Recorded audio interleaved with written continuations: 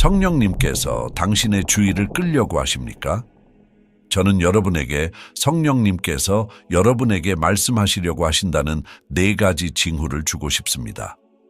저는 여러분에게 성령님께서 여러분에게 도달하려고 하신다는 것을 보여주는 4가지 징후에 대해 말씀드리고 싶습니다. 사실 그분은 지금 당신에게 무언가를 전달하려고 하실 수 있습니다. 우리가 반드시 성령님께 버림받는 것도 아니고 성령이 말씀을 멈추시는 것도 아니고 오히려 우리가 너무 산만해지고 너무 자아도취적이고 이 삶에 너무 몰두하게 되어 종종 귀한 성령의 음성을 무시하게 되는 것입니다. 그래서 저는 성경을 통해 성령님께서 여러분에게 전달하시려고 노력하는 다양한 방법들을 보여드리고자 합니다. 어쩌면 그분은 이 시기에 당신에게 말씀하시려고 할 수도 있고 어쩌면 당신은 그분으로부터 한마디도 놓치고 있을지도 모릅니다. 그러므로 신앙으로 듣고 열린 마음으로 듣고 지금 당장 듣고 있어요 라고 말하십시오. 듣고 있습니다 라는 간단한 2 단어를 쓰고 그것이 항복의 공개적인 기도가 되게 하십시오. 여러분은 어떨지 모르겠지만 저는 성령님께서 제게 전달하시는 그 어떤 것도 놓치고 싶지 않습니다. 귀한 성령님의 음성에 귀를 기울여서 그분이 속삭일 때에도 확신 있고 분명하게 들을 수 있기를 원합니다. 성령이 명확하지 않은 것이 아닙니다. 그것은 우리가 의식하지 못하고 있다는 것입니다. 하나님은 언제든지 그분이 원하시는 누구에게나 찾아갈 수 있습니다. 그분은 주권자이십니다. 그러나 우리가 성경 전체를 살펴보면 일반적으로 성령께서는 제가 나누고자 하는 이러한 다양한 방법들을 통해 한 개인, 특히 믿는 자의 관심을 끌려고 노력하신다는 것을 알 수 있습니다.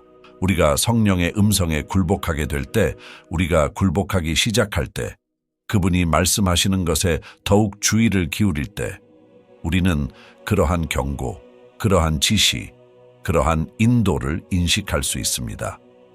그러나 우리가 이 생에 너무 정신이 팔려 우리 주변에서 일어나는 일에 너무 몰두하여 성령께서 당신을 붙잡기 위해 특정 방법을 사용해야 하는 계절이 있습니다. 이제 다시 하나님은 주권자이시며 저는 이것을 강조하고 싶습니다. 그분은 언제든지 당신에게 비전을 가지게 하실 수 있습니다. 그는 언제든지 꿈을 꾸게 할 수 있었다. 그는 들을 수 있는 목소리로 말할 수 있었다. 그분은 그 모든 일을 하실 수 있습니다. 그러나 나는 당신이 또한 그가 일반적으로 말하거나 당신의 관심을 끌려고 시도하는 다른 성경적 방법들에 대해서도 주의를 기울이기를 원합니다. 이제 저는 여러분에게 성령님께서 여러분에게 전달하려고 하신다는 첫 번째 징후를 드릴 것입니다. 성령님은 그의 마음을 바꾸지 않으십니다. 일관성. 종종 성령님께서 뭔가를 말씀하실 때 우리는 성령님께서 그분의 마음을 바꾸시길 바라며 성령께서 말씀하신 것을 무시합니다. 미가 2장 7절은 야곱의 집이라 일컫는 자여 여호와의 영이 곧아졌느냐? 이것이 그가 행한 일이냐? 내 말이 올바르게 걷는 자에게 선을 행하지 아니하냐? 여기서 우리는 첫 번째 질문을 볼 수 있습니다. 그것은 수사학적인 것입니다. 다른 말로 하면 성령께서 그분의 마음을 바꾸시는가? 하느님께서 당신의 방식대로 하시도록 설득할 수 있습니까? 당신은 하나님과 협상할 수 있는가? 당신은 하나님과 흥정을 해서 그분이 방향을 바꾸게 할 수 있습니까? 아닙니다, 친구요. 성령께서 당신에게 말씀하실 때 그분은 그분의 전지전능하심으로 말씀하시는 것입니다. 그분은 그 완전한 신성한 지혜로부터 말씀하시므로 그분이 말씀하실 때 그것은 너희가 의지할 수 있는 가르침이다. 왜 우리가 그분으로 하여금 그것을 바꾸게 하려고 하는지 저는 모르겠습니다. 성령께서 말씀하실 때 그분은 궁극적으로 당신의 유익을 위해 말씀하신다는 것을 부디 인정하십시오. 이것은 그분이 당신이 원하는 대로 정확히 일을 하실 것이라는 것을 의미하지 않습니다.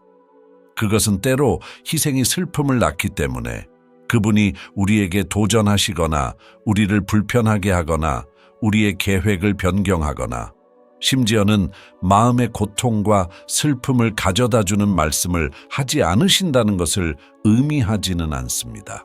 그러나 그 희생의 반대편, 신앙의 발걸음의 반대편, 순종의 발걸음의 반대편에는 하나님의 음성에 귀를 기울인 것에 대한 보상이 있습니다. 성령은 그의 마음을 바꾸지 않습니다. 성령께서 말씀하실 것입니다. 제발 지금 제 말을 들어주세요. 성령께서 말씀하시고 그 후에 여러분이 그분이 이미 말씀하신 것에 순종하기 전까지는 다시는 말씀하지 않으실 것입니다. 그렇다고 해서 하이 세이 디 해치사 예수님이 여러분을 바른 길로 인도하려는 시도를 멈추실 것이라고 말하는 것이 아닙니다. 왜냐하면 하나님께 감사하게도 성령님은 우리가 완고하는 것보다 더 오래 참으시기 때문입니다. 그분은 우리가 죄 많은 것보다 더 신실하십니다. 그래서 나는 성령이 너를 버리고 그래 잊어버려. 내가 그들에게 한 번 말했지만 그들이 순종하지 않았으니까 이제 나는 계속 나아갈 거야 라고 말하는 것이 아닙니다. 물론 성령님은 당신과 함께 일하시고 그분이 하실 수 있는 일을 하실 것입니다. 그분은 당신을 그냥 내버려 두지 않으실 것입니다. 그는 당신의 관심을 끌기 위해 그가 할 수 있는 일을 할 것입니다. 제가 말하고자 하는 것은 성령님께서 그분의 지시를 바꾸지 않으신다는 것입니다. 때로 성령님께서 우리에게 분명하게 말씀하실 때 우리는 그것을 무시하고 그분이 아니기를 바랍니다. 어쩌면 그게 내 감정이었을지도 몰라. 어쩌면 그건 그냥 내 생각이었을지도 몰라. 어쩌면 나는 그럴 필요가 없을지도 몰라. 어쩌면 하나님이 마음을 바꾸셔서 이제 내가 원하는 대로 할 수 있을지도 몰라 라고 바란다. 그러나 결코 그런 식으로 작동하지 않습니다. 성령께서 지시를 하실 때 당신은 그분과 흥정할 수 없고 협상할 수 없으며 그분의 마음을 바꾸게 할 수 없습니다. 이것이 바로 일관성이 성령께서 당신에게 전달하려고 하신다는 징후 중 하나인 이유입니다. 즉, 그 메시지는 일관성이 있습니다. 여러분이 알고 있는 여러분의 영에게 말하는 것이 성령으로부터 오는 것입니다. 그것은 의식적인 마음 속에 있지 않습니다. 그것은 잠재 의식 속에도 없습니다. 그것은 감정 속에 있는 것이 아니라 여러분의 영 깊은 곳에서 여러분은 성령께서 여러분에게 지시를 주셨다는 것을 알고 있다는 것을 압니다. 당신은 그 가르침이 일관되게 당신과 함께 있을 것임을 알게 될 것입니다. 심지어 당신이 다양한 다른 계절을 겪을 때에도, 심지어 당신이 하나님이 말씀하실 때와 당신이 다시 들어갈 때 사이에 많은 시간이 지나가도록 허용할 때조차도. 이것이 바로 많은 신자들이 기도에 어려움을 겪는 이유입니다. 왜냐하면 그들은 기도실로 돌아가는 순간 같은 지시를 듣게 될 것임을 알기 때문입니다. 그래서 하나님께서 그들에게 말씀하실 것을 알고 있는 것을 피하고 싶어서 기도를 피합니다. 그들은 사랑하는 사람들을 위해 기도하고, 축복을 위해 기도하고, 돌파구를 위해 기도하고, 삶의 특정 영역에서 일반적인 방향이나 은총을 위해 기도하는 것을 피상적으로 유지하지만 그들은 결코 그 항복의 장소로 완전히 가도록 허락하지 않을 것입니다. 그들은 기도의 깊은 곳을 피하는데 그 이유는 그곳이 성령께서 그들을 다루시는 곳이라는 것을 알기 때문입니다. 그래서 그들은 성경을 피하고 교회를 피하고 기도를 피합니다. 또는 그들이 설교를 들을 때 그들은 마음과 생각으로 어쩌면 하나님께서 그 설교자를 통해 말씀하시지 않을지도 몰라. 어쩌면 그냥 내 감정일 수도 있고, 어쩌면 이것 아니면 저것일 수도 있고, 어쩌면 내가 인식하는 방식일 수도 있다. 그래서 그들은 하나님이 그들에게 무엇을 요구하시는지 알기 때문에 하나님의 깊은 것들을 피한다. 그들은 그 깊은 기도의 바로 반대편에 그들이 마지막으로 떠난 곳에서 그들을 기다리고 있는 그 가르침이 있다는 것을 압니다. 어떤 신자들은 기도실에 들어가서 하나님으로부터 자신의 삶에 대한 계시를 받고 그 지시를 받은 다음 그 지시에 기분이 상하거나 불편을 겪고 다음에 다시 올 때 그 지시가 더 이상 그들을 기다리고 있지 않기를 바라며 기도실을 떠납니다. 하지만 이번에는 어쩌면 달라질 수도 있고, 어쩌면 하나님이 내가 원하는 것을 보실 수도 있고, 하나님이 나와 함께 추리할 수도 있고, 아니면 하나님이 마음을 바꿀 수도 있습니다. 나의 친구여, 하나님은 그분의 마음을 바꾸지 않으신다. 주의 영은 곧게 펴졌느냐? 여러분은 성신이 여러분에게 주는 가르침을 바꾸도록 설득할 수 있는가? 대답은 안 된다야. 성령님께서는 여러분을 너무나 사랑하셔서 그분이 여러분에게 주신 교훈을 바꾸실 수 없습니다. 성령의 지시에 순종하는 것은 종종 불편하지만 그것은 언제나 우리의 더 큰 유익을 위한 것입니다. 그러므로 우리는 성령에 대해 말할 때의 이러한 일관성, 그 지시의 일관성이 성령께서 당신에게 전달하려고 노력하고 계시다는 신호임을 인식해야 합니다. 특히 제가 종교적 강박증이라고 부르는 것과 싸우고 있는 사람들이 시한자네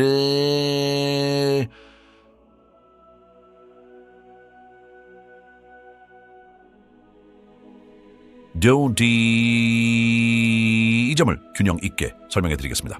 어쩌면 당신은 하루를 준비하면서 하나님은 나에게 빨간 셔츠를 입으라고 원하셔. 아니, 하나님은 내가 파란 셔츠를 입기를 원하시는데, 그리고 이제 당신은 율법주의의 힘에 찢기며 내가 잘못된 셔츠를 입으면 하나님이 나를 심판하실까?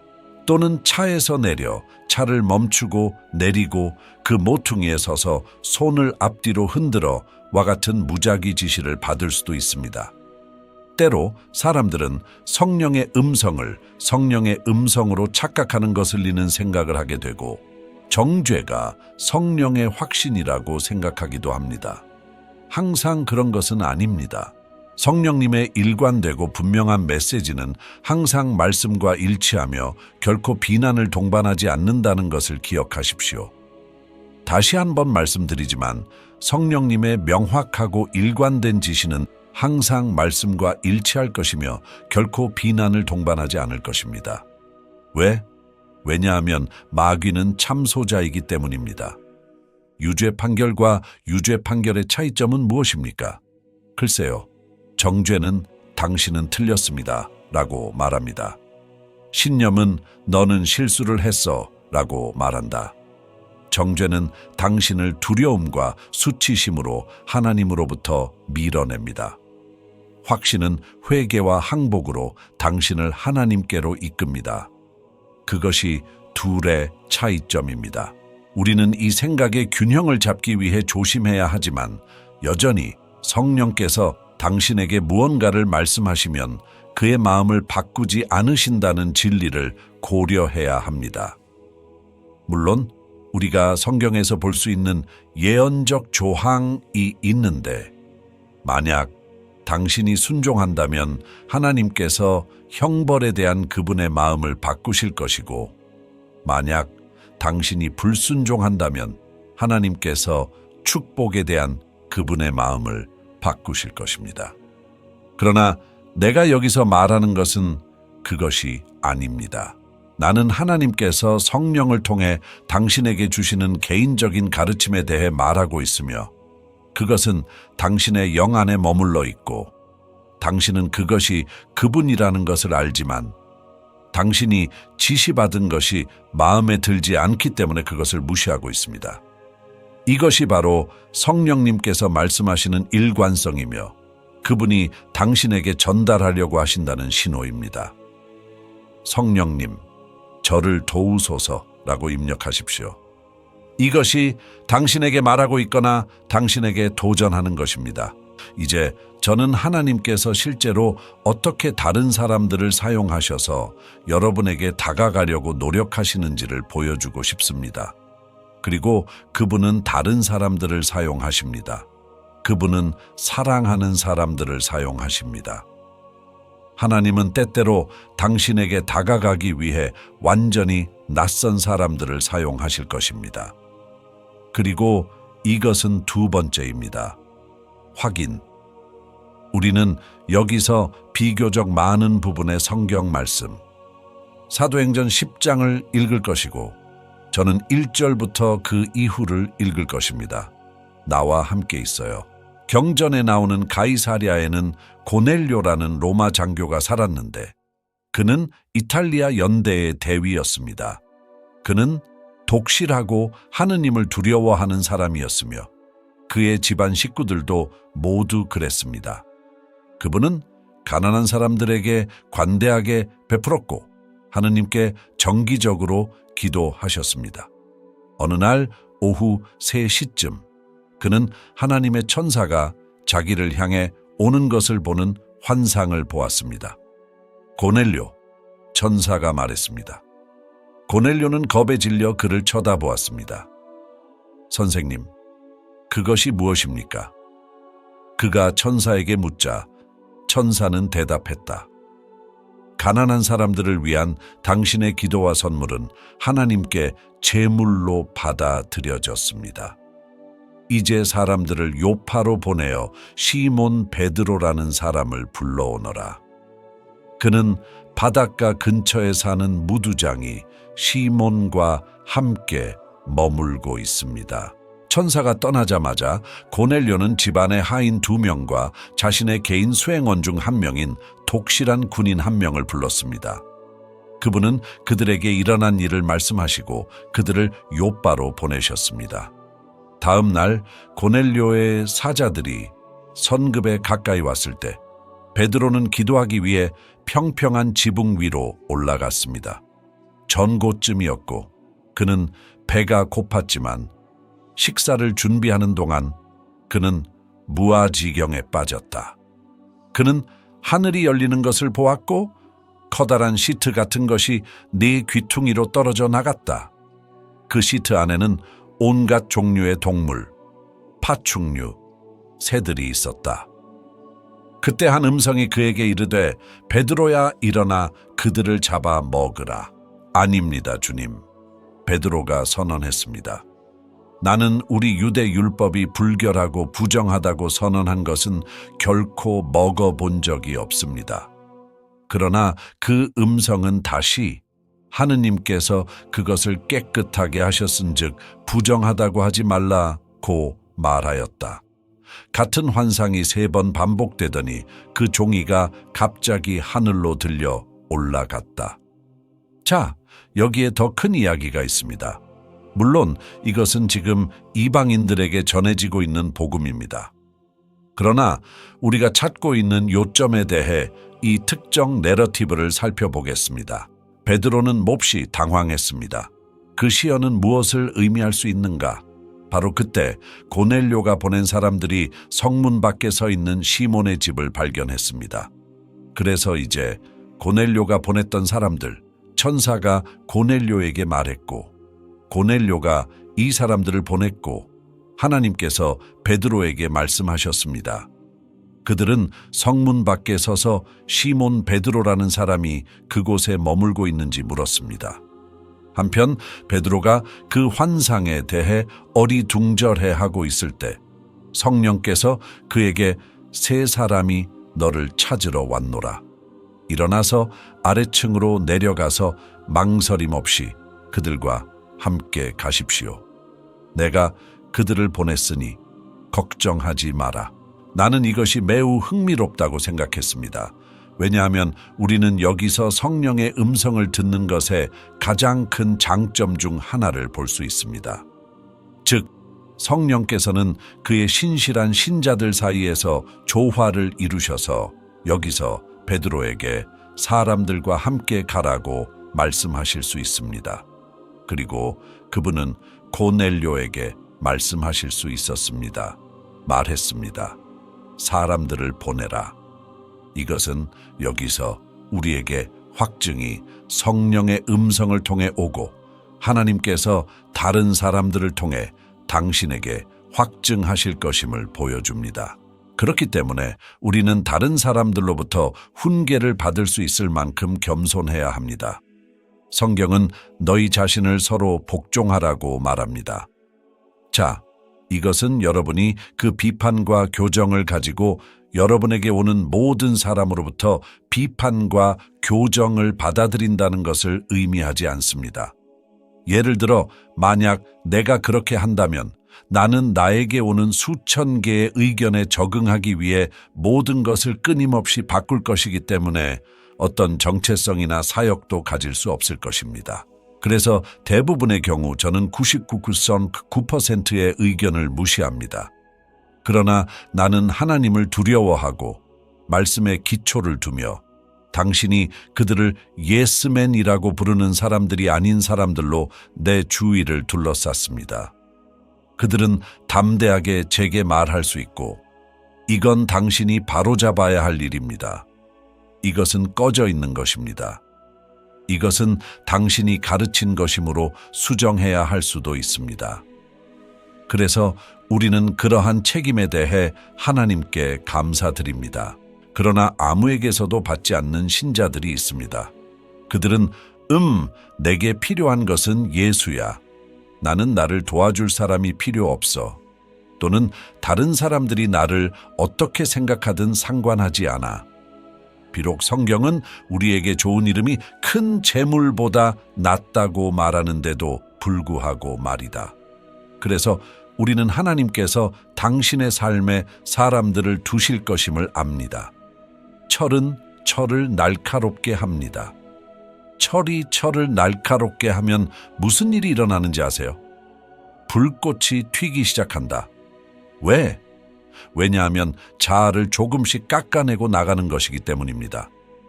하나님은 당신의 얼굴에 들어올 수 있는 사람들을 당신의 삶에 두실 것입니다. 사실 당신이 갖게 될 가장 가치 있는 관계 중 일부는 갈등을 겪게 될 사람들과의 관계이다.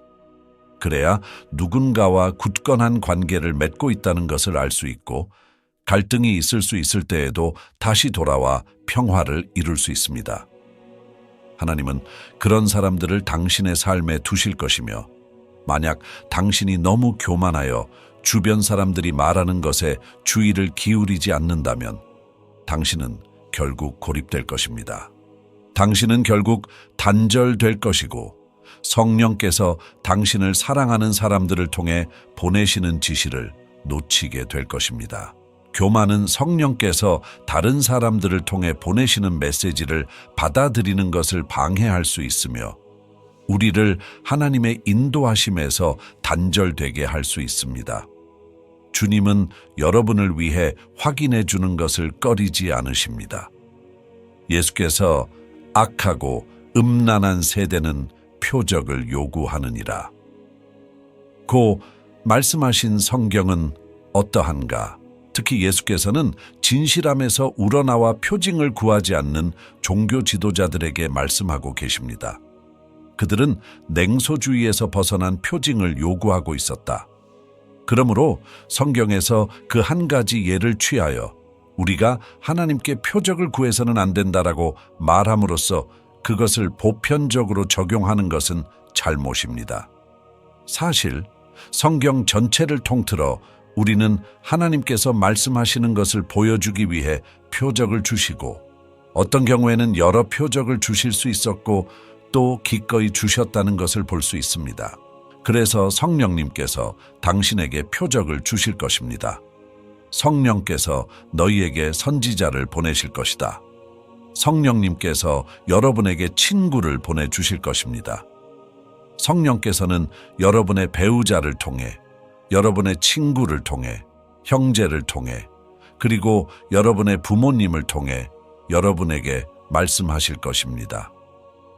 자, 이것은 그들이 말할 때마다 그것이 하나님께로부터 왔다는 것을 의미하지는 않습니다. 왜냐하면 때때로 원수는 같은 사람들을 통해 말할 수 있기 때문입니다. 그러나 만약 당신이 분별하고 성령의 음성에 귀를 기울인다면 성령께서 다른 사람들을 통해 이러한 것들을 확증하기 시작할 때 당신은 그것을 보게 될 것입니다. 하나님께서는 너희에게 말하기 위해 사자들을 보내실 것이다. 사실 이런 식으로 나는 우리가 꿈을 하나님이 당신에게 메시지를 전달하려고 보내시는 신호로 분류할 수 있다고 믿습니다. 그래서 그분은 말씀을 통해 말씀하십니다. 어쩌면 우리는 고집이 세서 스스로에게 거짓말을 하고 그건 나에게 해당되지 않아요 라고 말하기 때문에 말씀을 통해 받아들이지 않을 수도 있습니다. 그러면 어쩌면 성령께서 우리의 마음에 직접 말씀하실 수도 있지만 우리는 이미 결심했기 때문에 그 지시를 무시하고 억누르고 그것이 사라지기를 바랄 수 있습니다. 우리는 그분이 마음을 바꾸시길 바랍니다. 그래서 그분은 일관되게 말씀하시고 그것이 잘 되지 않을 때는 다른 사람들을 통해 확인을 보내시기 시작하십니다. 여기가 바로 이때 부디 내 말을 들어주세요. 여러분은 자신을 낮추어야 합니다. 그렇지 않으면 그 다음에 오는 것은 조금 더 가혹하기 때문입니다. 첫째, 그분은 일관성 있게 말씀하실 것입니다. 그런 다음 그분은 다른 사람들의 확인을 통해 말씀하실 것입니다. 그것이 바로 관계입니다. 그렇다. 이것은 너희가 말씀을 무시한 후의 일이다. 이것은 여러분이 그 속삭임을 무시한 후에 그리고 여러분은 여전히 논쟁을 하고 있는 후입니다. 이제 이것은 미세한 선입니다. 확인을 기다리는 것과 불순종하는 것 사이에는 미세한 차이가 있습니다. 나는 이 점을 분명히 하고 싶은데 왜냐하면 나는 누군가가 자기 비난을 가지고 이 흐름을 떠나는 것을 원하지 않기 때문이다. 이분이 하나님인지 아직 확신이 안 서서 확인을 기다려야 해요 라고 말하는 신자와 이분이 하나님이라고 믿지만 두렵다, 불편을 겪고 싶지 않다, 부끄러워하고 싶지 않다, 너무 많은 것을 포기하고 싶지 않다고 말하는 신앙인에게는 차이가 있다. 그러므로 그들은 그 지시를 억압하고 무시한다. 이 둘 사이에는 큰 차이가 있지만 그 사이에는 얇은 선이 있습니다. 때때로 우리는 스스로에게 거짓말을 합니다. 오 성령님, 이것이 우리라면 우리를 깨닫게 해주시기를 기도합니다. 때때로 우리는 스스로에게 거짓말을 하고 성령이 성령이라는 것을 알면서도 확인을 기다리고 있습니다. 라고 말하지만 우리는 영적으로 그럴듯한 변명 뒤에 서 있을 뿐입니다. 우리는 하나님께서 말씀하셨다는 것을 압니다.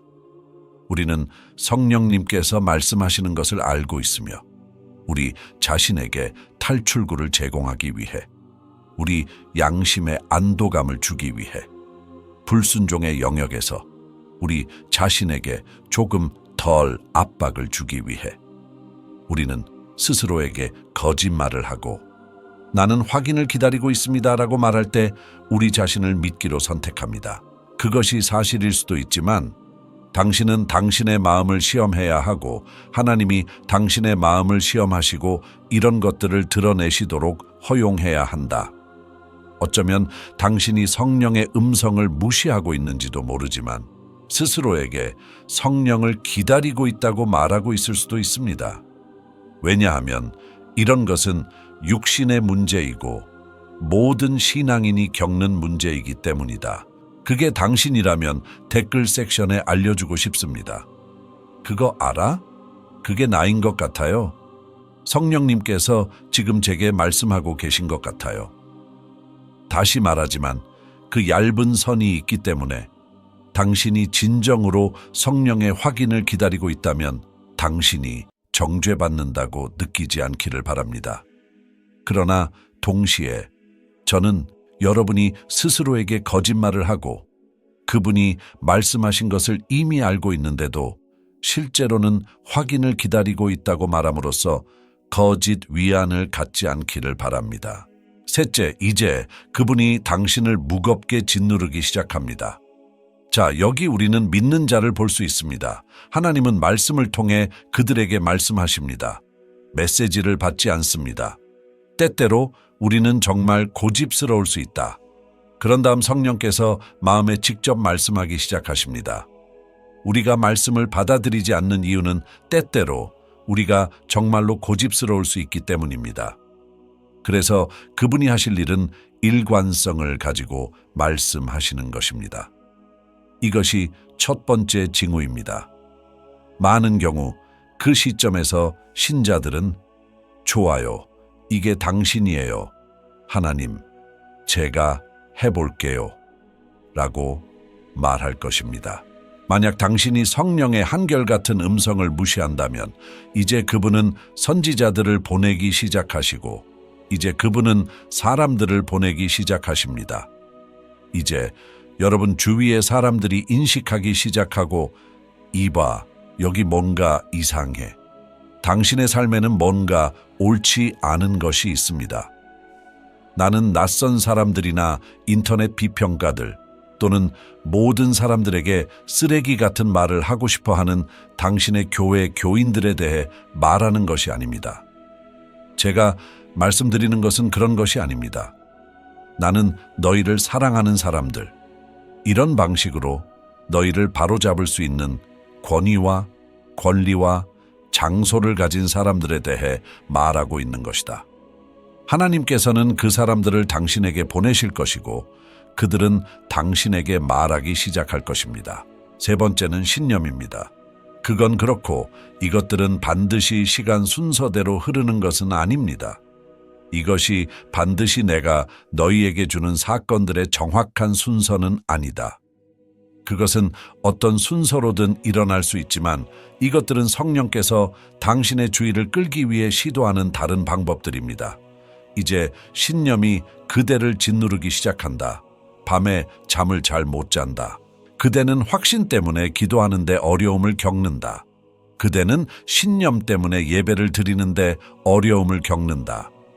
당신은 확신 때문에 말씀을 읽는데 어려움을 겪습니다.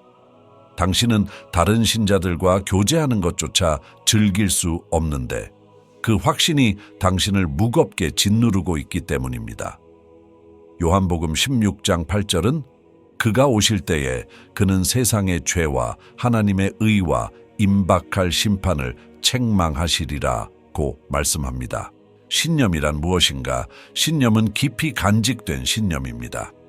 이런 의미에서 확신이라는 단어에 법적인 어조가 붙어 있을 수 있다고 말할 수 있지만 궁극적으로는 성령께서 우리의 주의를 어떤 것들에 집중하도록 이끄신다는 것입니다. 나는 적어도 일반적으로 구체적이고 실제적인 적용은 성령께서 당신의 죄에 주의를 기울이게 하는 것이라고 생각합니다. 하지만 그뿐만이 아닙니다. 그분은 당신이 하지 말아야 할 것만 보여주지 않으십니다. 그분은 세상의 죄를 깨닫게 하십니다.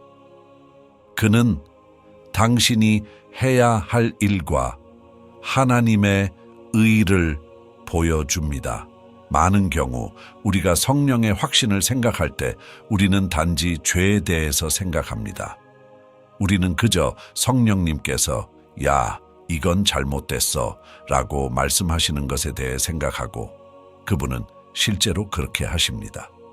내가 말하려는 것을 듣지 마십시오. 분명히 성령님께서는 여러분의 죄를 깨닫게 하실 것입니다.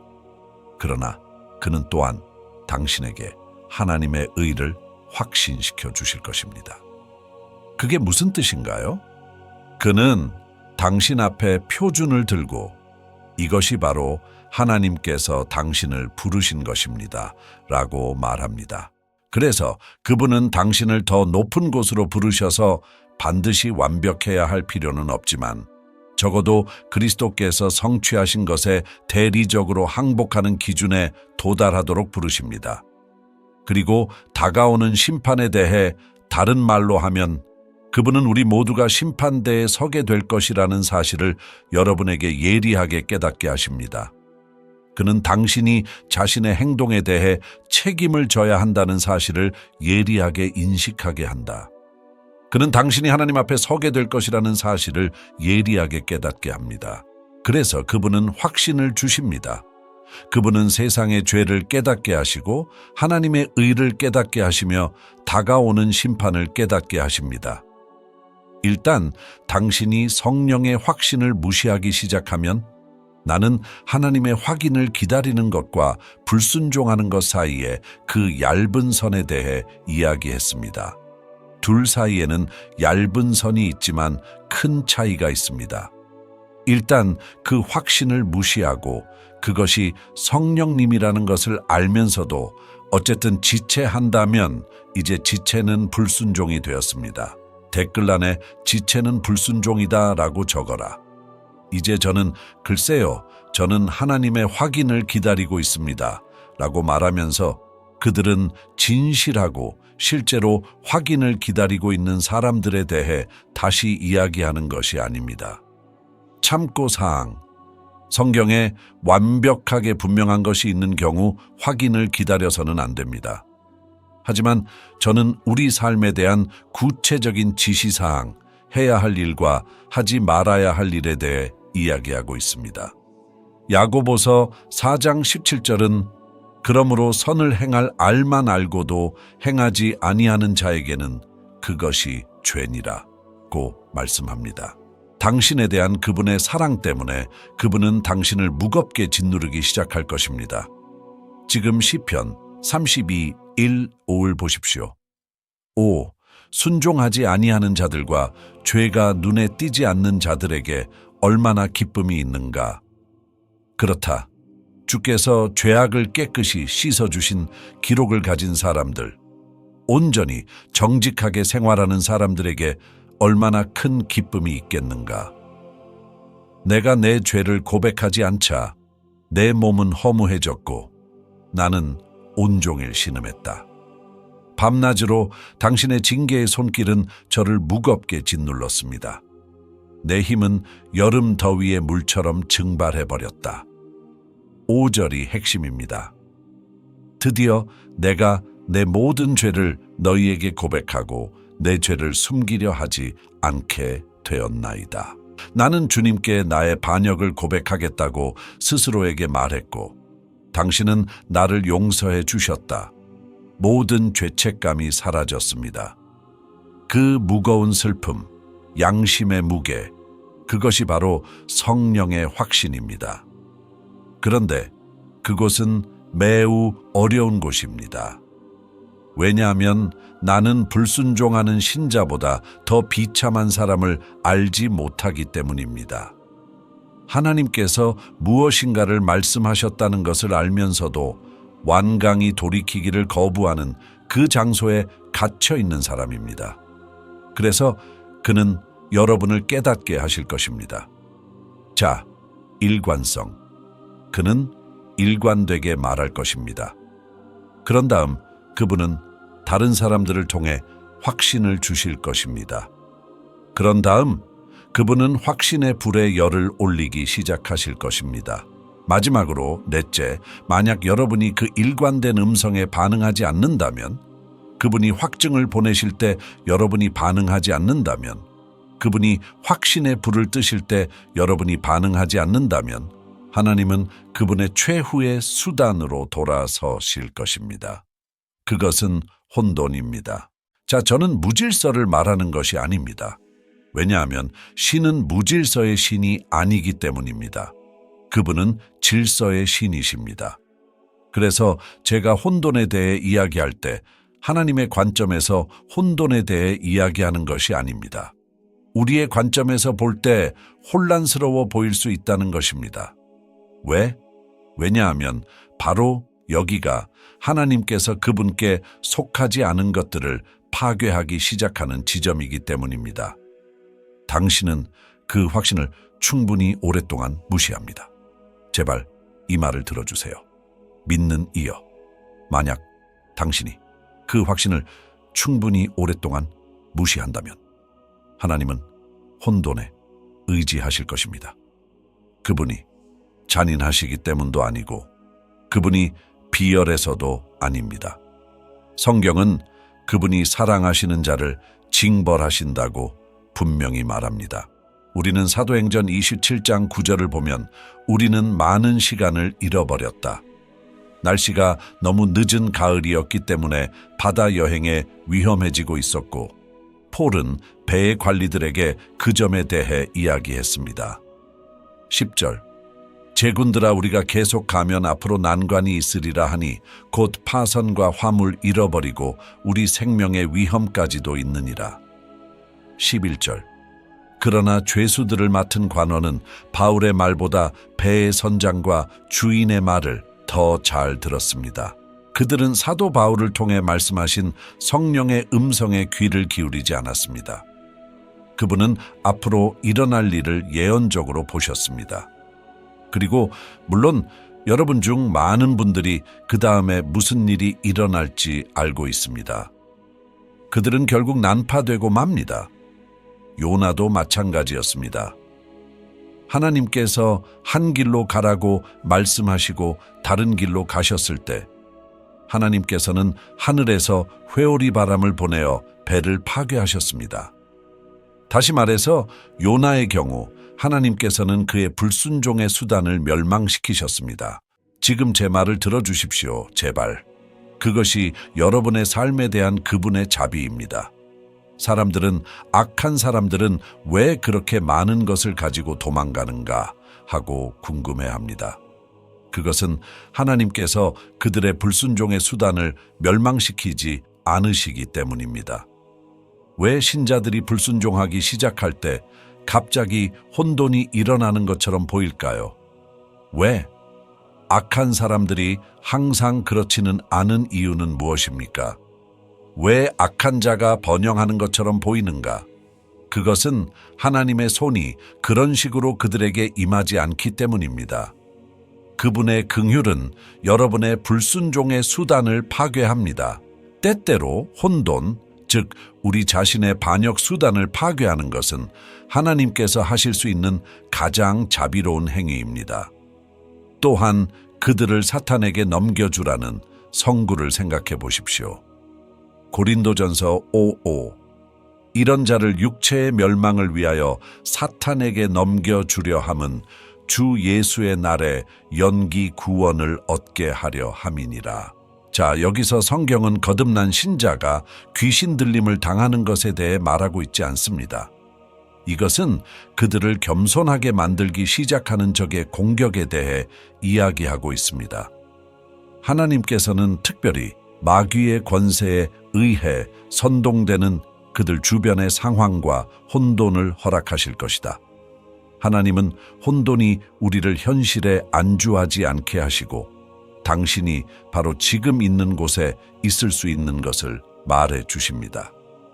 나는 당신이 혼돈에 직면할 때마다 그것이 당신이 하나님께 불순종했다는 신호라고 말하는 것이 아닙니다. 사실이 아니에요. 왜? 비는 의로운 자와 불의한 자 모두에게 내리기 때문입니다. 태양은 의로운 자와 불의한 자 모두에게 빛을 비춥니다. 오늘날 행성지구에 살아있는 모든 사람들은 이번 생애에서 선과 악을 모두 경험하게 될 것입니다. 그들은 두 가지 축복을 모두 경험하게 될 것입니다.